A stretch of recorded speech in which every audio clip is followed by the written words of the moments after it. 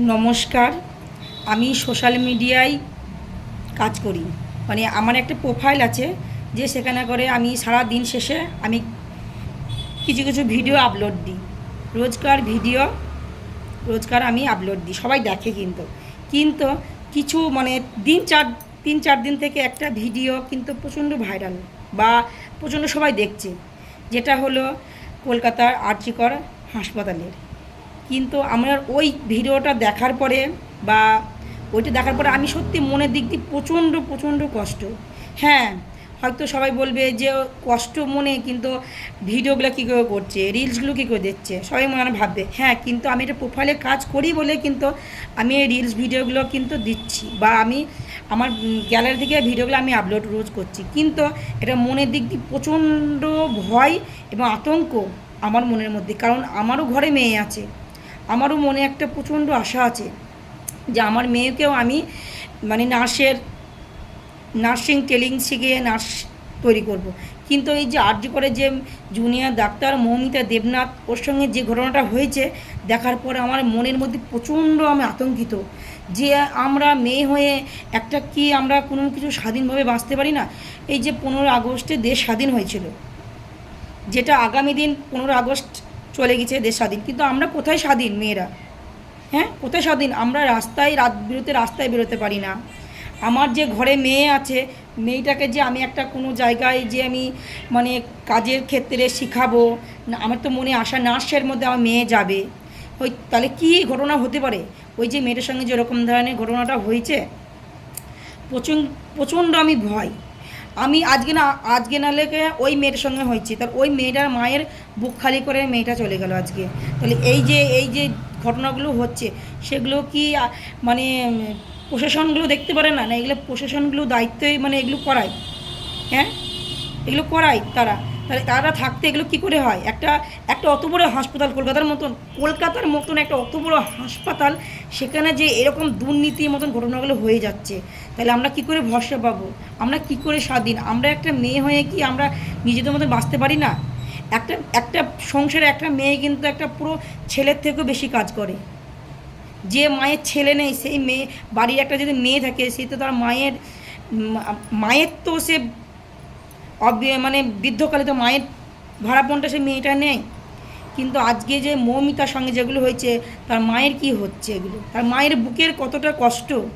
মা যে নিজে যে কথাটা বলেছে যে আমি আমার মেয়েকে কত কষ্ট করে ডাক্তার তৈরি করলাম, ডাক্তার করে আমার মেয়েটা কিন্তু আজকে বেঁচে থাকতে পারলো না, মেয়েটাকে মরতে হলো। আর যে হিংস্র পশুর মতো মেয়েটার উপরে যে ঝাঁপিয়ে পড়েছে, যে মেয়েটা যে কত কষ্ট করে যে তার জীবনটা মানে মানে গেছে, তার তার বিচার কী হবে?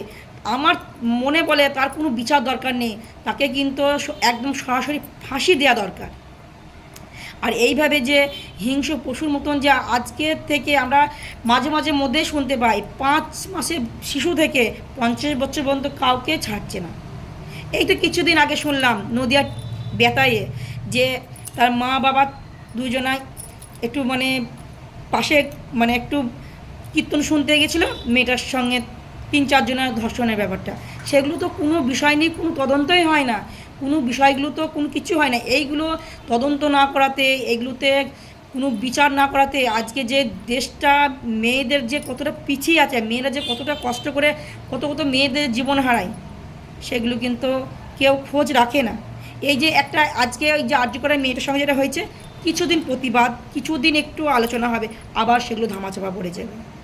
কেন এগুলো হয়? সেগুলো কি কিন্তু কোনো বিচারকরা কিন্তু সমাধান করে না এগুলো। হ্যাঁ, এইভাবে যদি চলতে থাকে, তাহলে আমরা এই যে ভারতে মা বোনেরা কীভাবে আমরা চলব? আমরা মেয়ে বলে কি আমরা আমাদের জীবন নেই? আমরা মানুষ না? শুধু ছেলেরাই কি যেমন করতে পারে? কই একটা মেয়ে তো কখনো তো একটা ছেলের সঙ্গে এরকম করে না। একটা মেয়ে তো একটা ছেলেকে খারাপ চোখে দেখে না। কিন্তু একটা ছেলে কেন একটা মেয়েকে এরকমভাবে চোখে দেখে? একটা মেয়েকে কেনই তার পৃথিবী ছেড়ে যেতে হয়? একটা মেয়েকে কেনই বা এত কষ্ট পেতে হয়? একটা মেয়ে কেন ধর্ষিত হয়? ওই ছেলেরা তো হয় না এগুলো। আর এই যে এই যে মৌমিতা দেবনাথ, সে মেয়েটা তো একটা মানে সেবা করার জন্য তো সে ডাক্তার হতে চেয়েছিলো, যে আমি সেবা করব, দেশের লোকের সেবা করব, যাতে কোনো রুগী এইভাবে মানে কষ্ট না পায়। আর সেই মাটা তার মানে বুকে রক্ত দিয়ে তিল তিল করে মেয়েটাকে যে দেশের জন্য মানুষের জন্য তাকে ডাক্তার বানিয়েছিল, কিন্তু না, কিছু হিংস্র পশুর জন্য কিন্তু তাকে ডাক্তার করে তাকে কিছু মানুষের কাজ করতে দিল না, কারণ সে মানুষের ভালো চায়, ভালো করতে পারবে বলে কিন্তু করতে দেওয়া তাকে হয়নি। তাহলে আজকে আমাদের কিন্তু প্রত্যেকটা ঘরে কিন্তু মেয়ে আছে, কিন্তু আমরা যে কত আতঙ্কিত, কতটা যে আমরা ভয়ে আছি সে আমরা জানি। রাত দিন একটা আমাদের ওই যেন মাথার মধ্যে চলে যাচ্ছে যে আজকে এই মেয়েটার সঙ্গে হয়েছে, কালকে তো আমার মেয়ের সঙ্গে হতে পারে। ওই মেয়েটার সঙ্গে হওয়া মানে কিন্তু আমাদের মেয়ের সাথে হওয়া। আজকে আমরা ভারতবাসী, আমরা বলতে পারি যে আমরা ভারতের মুক্ত মুক্ত দেশে বাস করি। কোথায় মুক্ত দেশে বাস করি আমরা তো এইভাবে করে আমাদের তো পৃথিবী ছেড়ে জীবন ছেড়ে আমাদের চলে যেতে হচ্ছে আজকে। কিন্তু এগুলো কী হচ্ছে, একজনাকে এমনভাবে শাস্তি দেওয়া হোক যেন সারা পৃথিবীর কোনো হিংস্রভাবে এইভাবে কাজ করতে না পারে। একটা বয়স্ক 50 বছরের মাকেও কিন্তু এরকম ধরনের মানে ধর্ষিত হতে হচ্ছে।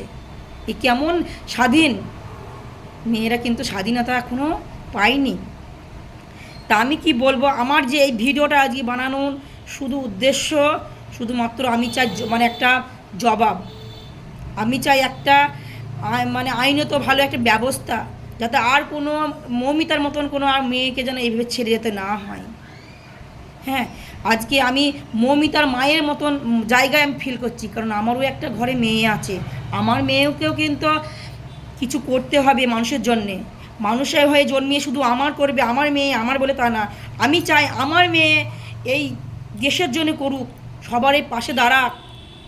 আর আমি এইটুকুনি মনে থেকে চেয়েছি বা মনের আশা যে আমার মেয়েকে আমিও কিন্তু একটা জায়গায় দাঁড় করাবো, যে সবারই পাশে যাতে আমার মেয়ে থাকে, সবাইকে আমার মেয়ে পরিষেবা দেখ, আমার মেয়ে সবারই ঘরের মেয়ে হয়ে উঠুক। কী করে উঠবে এইরকম যদি মৌমিতার মতন যদি মানে শুরু করে হিংস্র পশুরা, তাহলে আমার মেয়ে কী করে পারবে? আমি তো এখন প্রচণ্ড ভয়, আমার মেয়েকে তো আমি কাজ ছাড়া করতে পারছি না, আমার মেয়েকে তো আমি পড়তে যেতে পারছি না, আমার মেয়ে স্কুলে যেতে পারছে না, এরকম ভয়ে আমার মা হয়ে মনে হচ্ছে যেন এই যে মৌমিতার মতন যে ঘটনা হয়েছে আমার মেয়ের সঙ্গে হবে না তো, এরকম আমার মনে হচ্ছে, মনে কষ্ট হচ্ছে সবসময় যেন আমার মাথার মধ্যে ওরকম আতঙ্কিত ভয়ের বিষয়গুলো আমার হচ্ছে। কিন্তু আমি চাই, আমার চোখে আমি দেখতে চাই যাতে এই যে কাজগুলো দুর্ঘটনাগুলো ঘটিছে তাদের যেন কঠিন থেকে কঠিনতম যেন শাস্তি হোক। যে এই দুদিন ঝড় উঠেছে মেয়েটার বিষয়ে, মৌমিতার বিষয়ে, যে দুদিন একটু আলোচনা হচ্ছে তারপরে 3 দিনের পর থেমে যাবে, এইগুলো যেন না হোক। এগুলো যদি হয় তাহলে আমরা কিন্তু আর চুপ করে বসে থাকবো না। এবার ভেবেছে সারা পৃথিবীকে আমরা এবার জাগাবো, জীবন যায় জীবন দেবো, কিন্তু কোনো মেয়ের সাথে এগুলো হতে দেবো না, আর হতে দেবো না। আমরা জীবন দিতে রাজি, কিন্তু কোনো মেয়েকে এইভাবে করে ধর্ষিত হতে দেবো না। আর আমরা যদি বিচারক যদি ন্যায্য বিচার না করে তার ব্যবস্থা কিন্তু এইবার কিন্তু প্রত্যেকটা মেয়েরা কিন্তু তার মানে পদক্ষেপ ব্যবস্থা কিন্তু এবার নেবে। আমার সত্যি কথা বলতে প্রচণ্ড ঘৃণা, প্রচণ্ড ভয়, প্রচণ্ড মানে কি বলবো, একটা ঘৃণা মানে কি বলবো, মুখ দেখানোর মতন ঘটনা না। তা আমি শেষবারের মতো বলছি, এই ভিডিওটা যেন সবার কাছে পৌঁছাক, সবাই যেন মানে এর ব্যবস্থার জন্য যেন সবাই আন্দোলন শুরু করুক।